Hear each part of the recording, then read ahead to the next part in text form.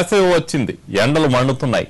ఇప్పటికే భూగర్భ జలాలు అడుగంటంతో నీటి కటకట మొదలైంది. తాగునీరు లేక జనం గొంతెండుతోంది. పేదల బస్తీల నుంచి బడాబాబుల బంజారాహిల్స్ వరకు అన్ని చోట్ల జలఘోషే. డబ్బున్నోళ్లు ట్యాంకర్ల రూపంలో తమ పాటలు తాము పడుతున్నా సామాన్యుడి కష్టం అంతా ఇంత కాదు. బిన్నె నీటి కోసం బస్తీల్లో మహాసంగ్రామమే చేస్తున్నాడు. ముఖ్యమంత్రి కేసీఆర్ నివాసానికి సమీపంలోని వెంకటేశ్వర కాలనీలో పరిస్థితి ఎలా ఉందనే వివరాలు మా ప్రతినిధి రవికుమార్ అందిస్తారు. వేసవి ఆరంభంలోనే నగరంలో నీటి ఎద్దడి మొదలైపోయింది. పల్లెలు పట్టణాలే కాదు, మెట్రోపాలిటన్ నగరాలను సైతం నీటి ఎద్దడి తీవ్రంగా వేధిస్తుంది.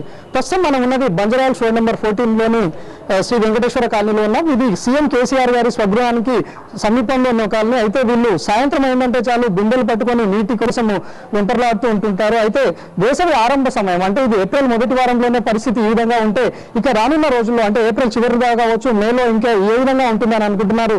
అయితే వస్తున్న వాటర్ కూడా ఒక 10 నిమిషాలు 15 నిమిషాలు మాత్రమే వదిలేస్తున్నారు. ఇప్పుడు మార్నింగ్ సమయాల్లో వదిలేవాళ్ళు, లేకపోతే ఈవినింగ్ సమయాల్లో వదిలేవాళ్ళు, లేకపోతే కంటిన్యూస్ గా కొంతకాలంగా వచ్చేది. కానీ ఇప్పుడు ప్రస్తుతం ఎప్పుడు చూసినా కూడా ఖాళీ బిందెలే దర్శనం ఇస్తున్నాయి. పూర్తిగా కనీస అవసరాలకు కూడా లేనట్టుగా ఇబ్బంది అవుతుంది అంటున్నారు. ప్రస్తుతం మనతో పాటు ఈ కాలనీలోని మహిళలు ఉన్నారు. చెప్పండి, మీకు నీటి ఎద్దడి ఏ విధంగా ఉంది, ఎప్పుడు వస్తుంది ట్యాప్?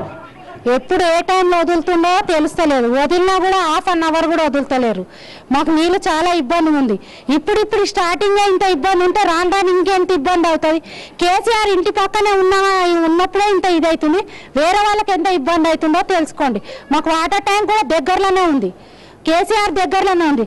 ఆయన పక్క నుండి కూడా ఇంత ఇబ్బంది పడుతున్నాం. మేము నైట్ 2, 3 ఒంటి గంటకి ఇస్తే మేము పొద్దున్న దాకా కట్టం చేసుకొని వచ్చి ఇక్కడ తిని అలసిపోయి పంటాము.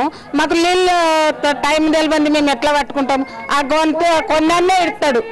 మాకు చాలా తక్లీఫ్ ఉన్నది ఇక్కడ. కొద్దిపాటి నీళ్లు కూడా తక్కువ సమయంలో వదులుతున్నారని, అది కూడా వేలాపాల లేకుండా వదులుతుండటంతో ఏ సమయంలో ట్యాప్ వస్తుంది, మేము ఏ సమయంలో పట్టుకోవాలని కూడా తెలియని గందరగోళం నెలకొందంటున్నారు. అలాగే ఇక్కడ ఎవరు చూసినా కూడా అపార్ట్మెంట్ కల్చర్స్ పెరిగిపోయి పూర్తిగా అపార్ట్మెంట్స్ ఏర్పాటు చేసుకునే ధ్యాస ఈ కింద డ్రైనేజ్లను ఏర్పాటు చేసుకోవడంలో లేదని చెప్పేసి, అలాగే వీళ్ళు డ్రైనేజ్లను అలాగే వదిలేయడం ద్వారా ఈ డ్రైనేజ్ పైపులు కూడా వాటర్ పైపుకు లింకేజ్ సిస్టమ్ అవుతూ వస్తున్న వాటర్ కూడా కలుషితమైన వాటర్ వస్తున్నాయి అంటున్నారు. ప్రస్తుతం మనం చూసుకోవచ్చు, సీఎం కేసీఆర్ గారి ఇల్లు కూడా ఇక్కడ సమీపంలో ఉంది. ఈ ఇంటి వెనకకు ఆనుకొని ఉన్న కాలనీలోని వాసుల పరిస్థితి ఈ విధంగా తయారైపోయింది.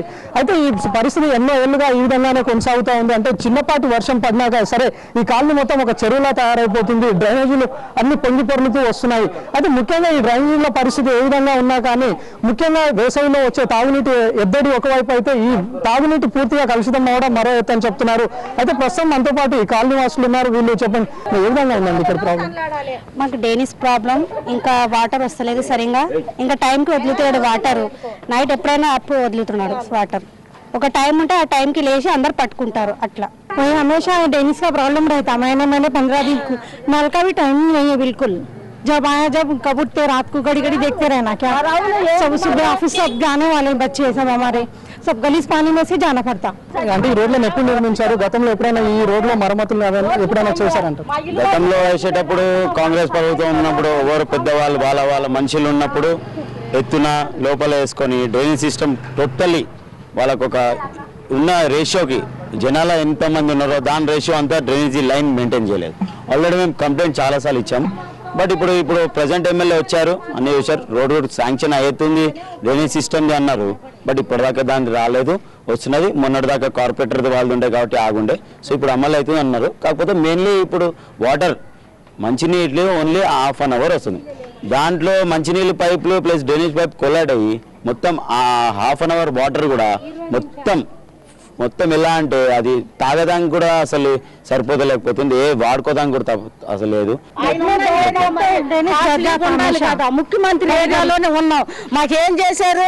30 సంవత్సరాలు 20 సంవత్సరాలు మట్టి ఉన్నాము, డ్రైనేజ్ నీళ్ళల్లో తిరగాలి. వేసవి ఆరంభంలోనే నీటి ఎద్దడి పూర్తి స్థాయిలో వేధిస్తుందని చెప్పేసి ఎన్నికల సమయంలో ఓట్లు అడుగుతున్న పెద్దలు ఈ రోడ్లను నిర్మించడంలో కానీ డ్రైనేజీలను మరమ్మతులు చేయించడంలో శ్రద్ధ చూపడం లేదని, చిన్నపాటి వర్షాలకు కూడా పూర్తిగా జలమయం అయిపోతున్నాయని చెప్పేసి చిన్నపిల్లలు వీళ్ళంతా వ్యాధులకు గురవుతున్నారని చెప్తున్నారు. ఒక్కరు కూడా పట్టించుకున్న పాపాన పోలేదని చెప్పేసి ఇప్పటికైనా అధికారులు స్పందించి మాకు కనీసం నీటిని రోజుకు 1 గంట పాటు లేకపోతే 2 గంటల పాటైనా స్వచ్ఛమైన నీటిని వదిలేలా చర్యలు తీసుకోవాలని, అలాగే ఎంతో కాలం నుంచి ఎన్నో ఏళ్లుగా వేధిస్తున్న ఈ డ్రైనేజీని కూడా పూర్తి స్థాయిలో నిర్మించి పునరుద్ధరించాలని చెప్పేసి ఈ కాలనీ వాసులు కోరుతున్నారు.